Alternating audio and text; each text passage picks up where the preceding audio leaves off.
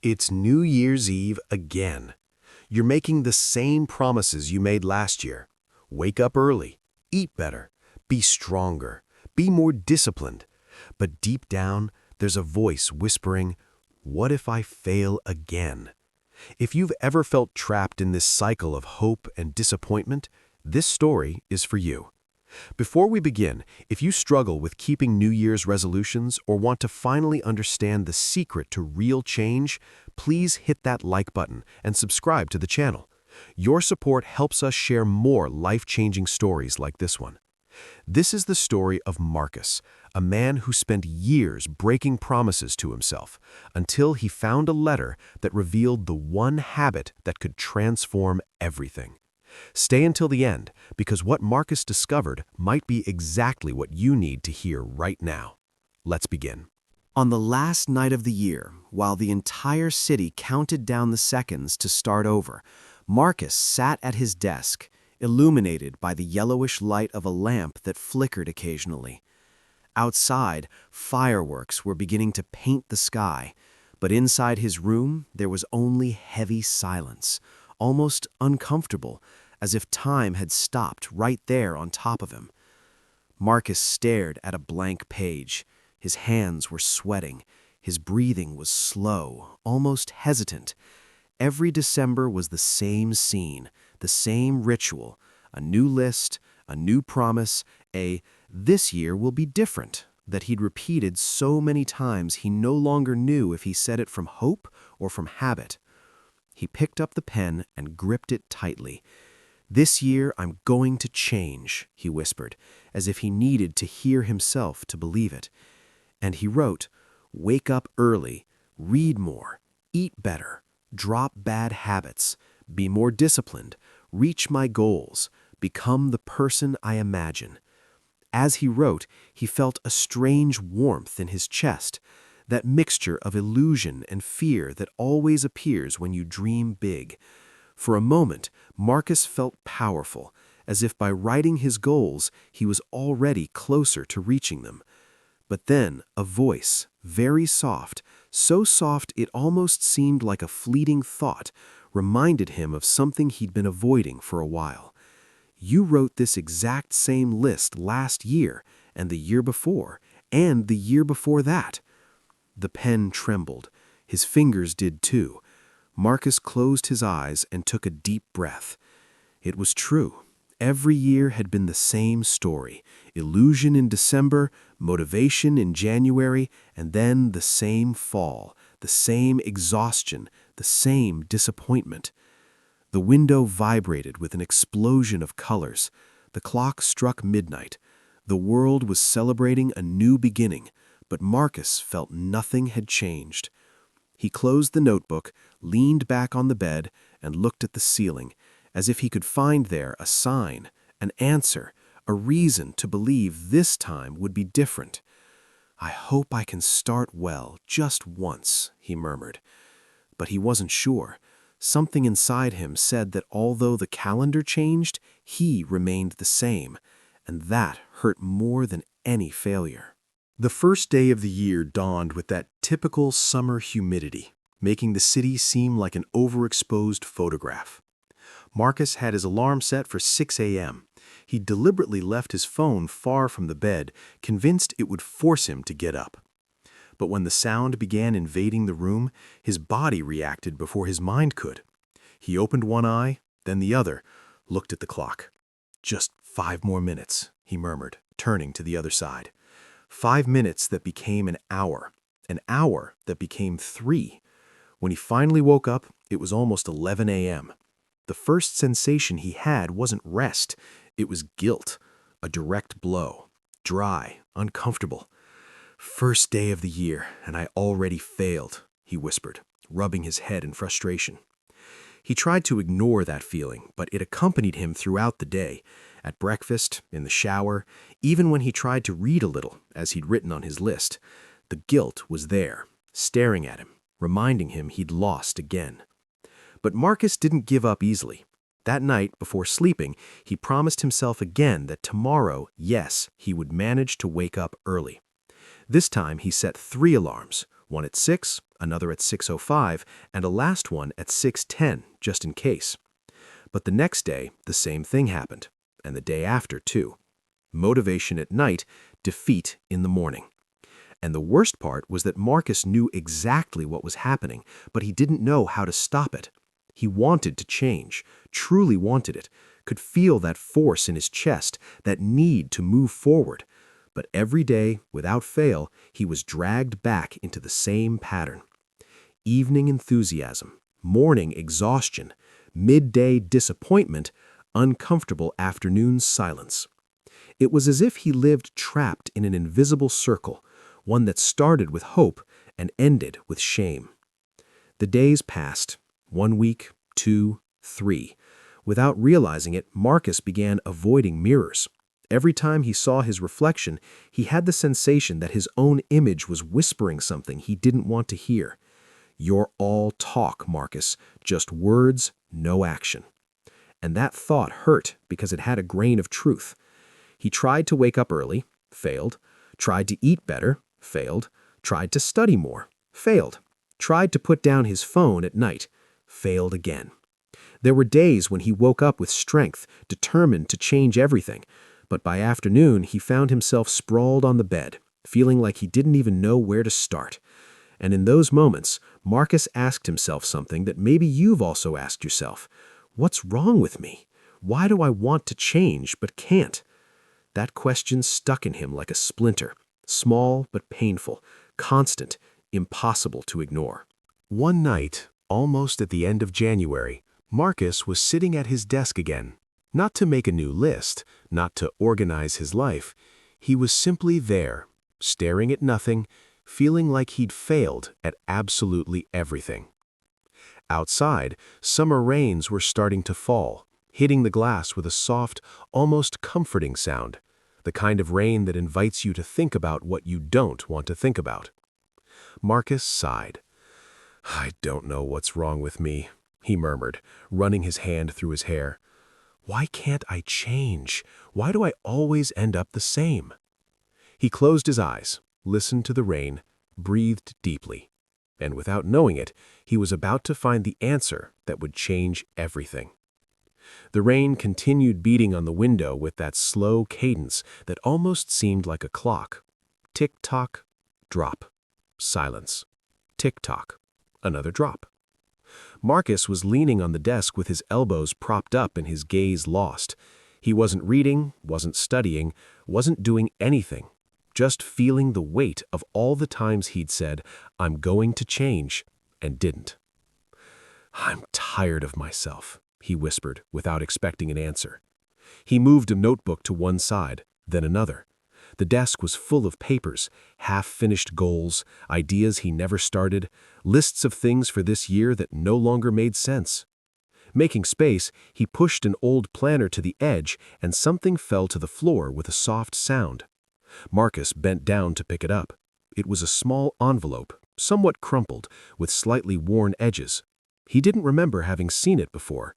He picked it up between his fingers and noticed something that made his heart give a small leap. On the front, in handwriting he knew very well, was written, "For Marcus. Don't ignore this time." He frowned. "When did I write this?" he murmured. He sat down again. For a moment, he doubted whether to open it or not. Part of him thought maybe it was some nonsense written in some motivational impulse. Another part felt a small, uncomfortable curiosity, like when you know something might hurt, but you still need to see it. He breathed deeply and opened the envelope carefully. Inside was a sheet folded in 3. He unfolded it, recognized his own handwriting, but the words seemed spoken by another person. "Marcus, if you're reading this, you're probably right back where you swore you wouldn't be again. I know right now you feel tired of failing. I know you're thinking there's something wrong with you that will never change. But listen to me, because the one writing this is you from a day when you still believed it was possible." Marcus swallowed hard. His eyes moved quickly, as if he didn't want to miss a single syllable. "This year, don't write new goals. Write new habits. The calendar has no magical power. January 1st doesn't change your life. Your life changes when you change what you do today. Stop making huge lists that only remind you how far away you are. Choose one small habit, so small you can't make excuses, so small you can do it even on your worst days. Don't promise to be a new person overnight. Promise yourself one single thing, to do one small action every day, even if it's ridiculously simple. Big changes don't start with big decisions. They start with actions so small that almost nobody notices except you. You don't need a new year. You need a new habit, just one, and sustain it. Marcus stopped reading for a second. He felt a lump in his throat. He looked at the date at the bottom of the page. It was exactly 1 year ago, the same night, the same desk, the same person, except back then, Marcus was full of hope, and now he was full of exhaustion. He looked again at the underlined phrases. He recognized the anger with which he'd written them, the letters slightly crooked, the ink darker on some words as if he'd pressed the pen too hard. I know you. I know you get emotional easily. I know you like to imagine better versions of yourself, but you get lost in giant plans that you don't sustain for even 2 weeks. So if you really want to help me, to help yourself, do this. Choose one habit, one, and fulfill it. Not to prove something to others, not to post on social media, not to feel special. Do it so that when you look in the mirror, you don't have to lower your gaze. If you ignore this letter, next year you'll be in the same place, reading the same thing, feeling the same. If you listen to it, maybe you won't change your life in a month, but in a year you won't recognize yourself. Marcus's breathing became heavier. His eyes began to water without him being able to help it. Nobody was scolding him. Nobody was judging him. It was him talking to himself with brutal honesty from the past. I already knew this, he murmured, with a mixture of shame and sadness. He stayed a long time in silence with the letter in his hands. Outside, it continued raining. Inside the room, there was a smell of old paper, of dried ink, of forgotten promises. But something was different. It wasn't motivation, it wasn't passing emotion. It was something else, something heavier, more serious, more profound. Responsibility. For once, Marcus didn't feel he owed something to the calendar, or to his friends, or to the people who heard him say, "This year will be different."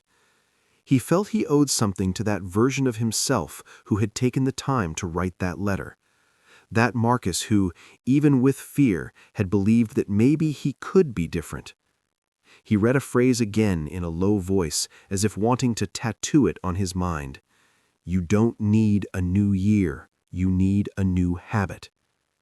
And then something inside him clicked. Not a movie click, not one of those magical moments where everything suddenly fixes itself. It was more a small internal adjustment, a simple but powerful understanding. The problem wasn't his goals, it was the way he tried to reach them. And that night, for the first time in a long time, Marcus decided he wasn't going to make a perfect plan. He wasn't going to write another huge list. He wasn't going to promise an entire year. He was going to choose just one habit and start the next day. The next morning arrived without warning. There was no inspirational music. There was no ray of light dramatically entering through the window. Just a sound, the alarm vibrating on the nightstand. 6 a.m. The number glowed in the darkness. Marcus opened his eyes slowly. His body felt heavy, as if it were made of wet sand. Everything in him wanted to stay where he was. Everything in him wanted to repeat the same story. But then he remembered the letter. The phrase slid through his mind like a calm but firm whisper. One habit, one so small you can't fail. Marcus breathed deeply. He didn't have to wake up an hour earlier. He didn't have to go running. He didn't have to suddenly become another person. He just had to get up 10 minutes earlier than usual. 10 minutes. I can do this, he said, though his voice sounded more like a plea than an affirmation. His feet touched the cold floor. It wasn't heroic. It wasn't epic. It was clumsy, slow, almost ridiculous. But it was real. That day, Marcus won his first battle in months. A tiny battle, but won at last. He washed his face, looked at himself in the mirror. He didn't see a champion, nor someone transformed. He saw someone who for the first time in a long time had kept a promise, even if small. And that feeling had a different taste. The next day, he tried again. The alarm rang. Marcus moved slower than before, but still managed to get up those 10 minutes earlier. On the third day, he failed. He woke up late, frustrated with that familiar guilt that visited him so frequently. "See, always the same thing," he said to himself while brushing his teeth without looking in the mirror. But for some reason, this time the guilt didn't weigh the same. It wasn't a judgment, it was a reminder. The letter was still there, the habit was still there, the goal remained simple. The next day, he tried again, and succeeded. Weeks later, Marcus had developed a small morning ritual. Nothing spectacular, nothing worthy of a viral video. Just 10 minutes. 10 minutes that allowed him to breathe before the chaos of the day. 10 minutes that gave him a slight sense of control. And something curious began to happen. When he got up 10 minutes earlier, he felt a little better. Not much, not enough to say, "My life changed," but enough to not feel the same as before. And that was enough. Over time, without thinking too much about it, he added a second habit, 5 push-ups, just 5. The first time cost him so much, he felt like his heart would come out of his mouth. "Just 5, he said between gasps, sprawled on the floor, but it felt like 50. But he did them, and the next day too, and the next, even though he was about to skip them. The magic wasn't in the exercise, or in the 10 minutes, or in the discipline. The magic was in an idea so small it almost made you laugh. Keeping a daily promise returns respect for yourself. And Marcus had needed that for years. One day, while doing his 5 push-ups, he stared at the floor and thought, "I'm not trying to be perfect. I'm just trying to be consistent," for the first time. With that thought, he added another habit. Read for 10 minutes. Nothing more. Not a chapter, not a book a month, just 10 minutes. He did it sometimes in the morning, other times at night, sometimes at any moment when he could escape his own mental noise. And so, without realizing it, life began to move. Not fast, not dramatically, but forward.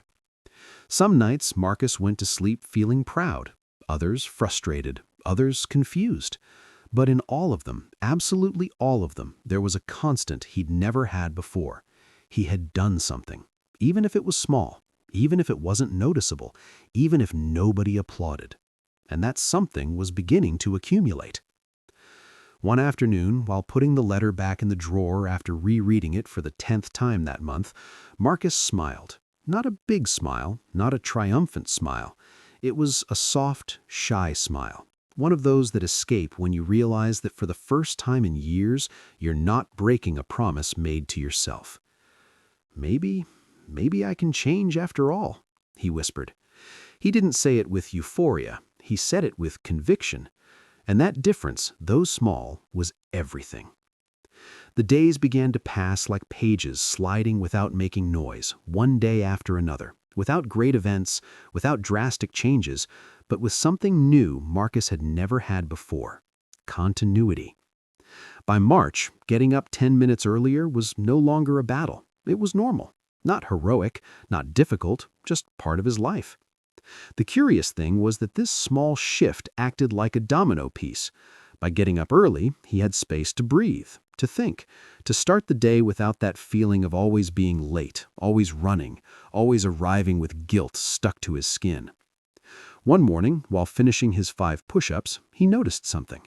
He was no longer breathing as if he were going to faint. His arms trembled less. His body wasn't stronger, but it was more willing. "Look at that," he said, laughing. "I'm not dying anymore." March became April. April became May. And Marcus, for the first time in a long time, didn't feel like the year was slipping through his fingers. That month, someone at work said to him, "You seem different, calmer." Marcus was silent. He didn't know what to answer. calmer. It wasn't exactly something they usually said about him, but that comment kept circling his head. What had changed? Nothing spectacular, nothing visible, but something had changed. In June, he added another micro-habit, 10 minutes to tidy his room before sleeping. Just 10 minutes, nothing more. Just 10 minutes, he told himself every night as he organized the desk or folded clothes. And although it seemed insignificant, waking up in a cleaner space made the morning seem less heavy, less chaotic, more his. July arrived, and, unlike January's heat, brought that fresher, drier wind typical of winter that makes you want to stay under the covers. But Marcus was moving faster inside, not because he wanted to run, but because he was no longer stagnant.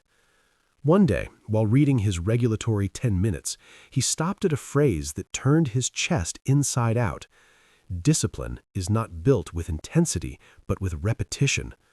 He stared at that line. It was exactly what he was living. He hadn't changed by making great efforts, but by repeating tiny things until they formed something in him. "That's it," he whispered. "This is how you change." In August, he began to notice something even more unexpected. His bad days no longer destroyed him like before. Before, failing at a goal meant giving up for an entire week. Now, failing at a habit simply meant resuming the next day, without drama, without punishment, without speeches full of guilt. It was as if, slowly, Marcus was learning to treat himself with more compassion. And that was also a habit. September arrived, bringing back the smell of rain and longer afternoons. But Marcus was different. Without realizing it, he'd accumulated more than 100 mornings waking up 10 minutes earlier, more than 100 small readings, more than 100 silent victories that nobody saw except him. And in an unexpected turn, he began to feel something he believed was lost. Pride. A tiny, soft, humble pride, but pride nonetheless. One night, while putting books on the shelf, he found the letter again. He opened it slowly, as if touching something fragile. He read it in a low voice. "If you ignore this letter, next year you'll be in the same place." Marcus smiled, a real smile. "I'm not in the same place," he said. "Not where I want to be yet, but I'm no longer where I was." October brought with it a calm he'd never felt. His life continued being normal, with problems, exhaustion, difficult days, traffic, bills. But now he had firmer ground, a conducting thread, a small system that worked even when he didn't feel like it. And it was on one of those nights, while doing his 10 minutes of reading, that he felt an unexpected thought cross his chest. "I didn't change my life. I changed my habits, and my habits changed my life." It was the first time he could think that without feeling like he was lying. November arrived with the heat returning, and December with lights and the noise of celebration. And just before the year ended, Marcus did something he hadn't done in a long time. He sat at his desk again, not to make a new list, but to look at the letter with different eyes. The Marcus who wrote that letter was a wounded, tired, desperate Marcus, but brave. And the Marcus who was reading it now was stronger, more constant, more aware. And all thanks to a decision so small that at first it seemed insignificant.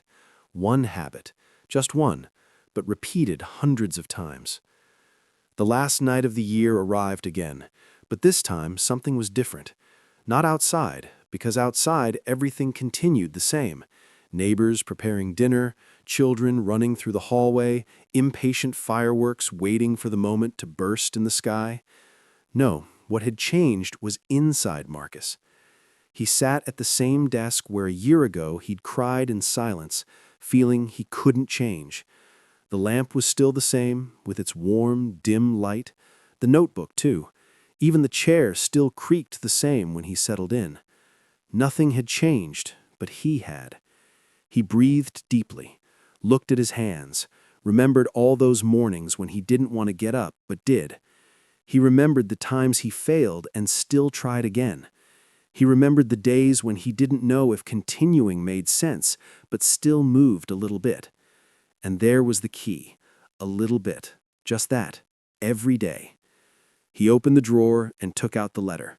The same letter he'd found almost by accident. The same one he'd ignored for so long. The same one that had awakened him from a dream that wouldn't let him live awake. He opened it gently, read slowly. Each phrase, each word now had a different weight, a new meaning. They were no longer reproaches, no longer warnings. They were proof. Proof that even when he didn't see it, he had moved forward. Marcus smiled with a mixture of relief and pride, not because he'd changed his life in a moment, but because he finally understood something that had always been in front of him. Habits don't change the world in a day, but they change your life forever. He stood up, walked to the window, and watched the first fireworks illuminate the sky. Red, green, golden colors bursting like small heartbeats of hope. And in that instant, he understood, I didn't need to promise a perfect new year. I didn't need to transform into an exaggerated version of myself. I didn't need to prove anything to anyone. I just needed to keep showing up, that small, silent constancy I'd built day after day. He returned to the desk, opened his notebook, picked up the pen. But this time, he didn't write a list of impossible goals. He didn't write, wake up early, or read more, or be better.